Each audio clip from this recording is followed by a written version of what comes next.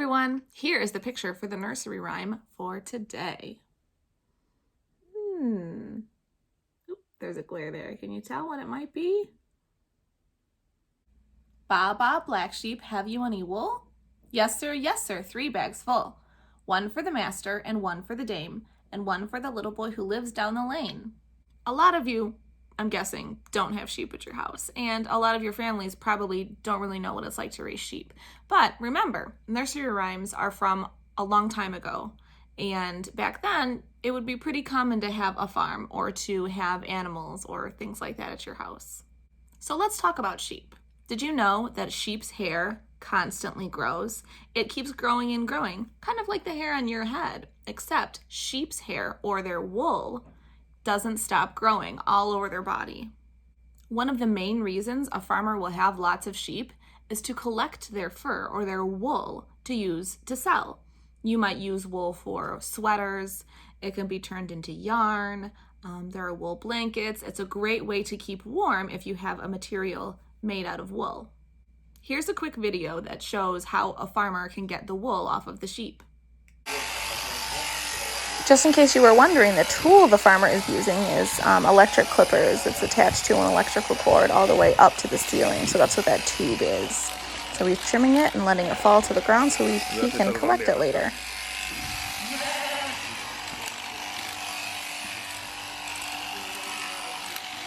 Do you remember the nursery rhyme from a few days ago about little Bo Peep and how she lost her sheep? Well, imagine if one of little Bo Peep's sheep didn't come back and was wandering the forests. Remember, sheep's hair, it doesn't stop growing, it keeps growing. So imagine what would happen if the sheep didn't get back to little Bo Peep. What would the hair be like? I don't know how fast your hair grows, but if I didn't trim my hair for years and years, it would probably go all the way down to my legs. Well, there was a story in the news about a sheep that had escaped its flock, and it was wandering the fields and the forest and nobody could find it. It came back after 6 years. Do you know what that sheep looked like? Let's watch.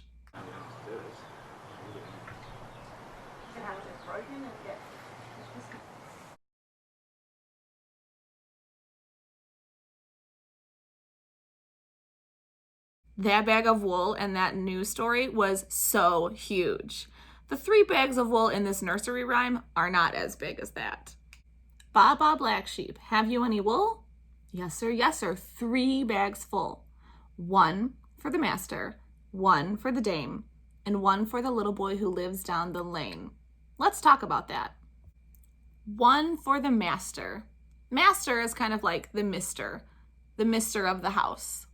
1 for the dame. That's like another name for the adult woman who lives in the house. And then 1 for the little boy who lives down the lane. So a bag of wool for the boy that lives down the street. Question 1. The nursery rhyme asks the sheep if he has something. What? Black sheep, have you any wool? Do you have any wool? Wool. How many bags of wool does the sheep answer that he has? Yes sir, 3 bags full. Could this nursery rhyme really happen, or is it make-believe? Well, sheep do make wool. Maybe people want the wool in bags. That doesn't seem too made up. But there's something at the beginning of this. Baa Baa Black Sheep, have you any wool?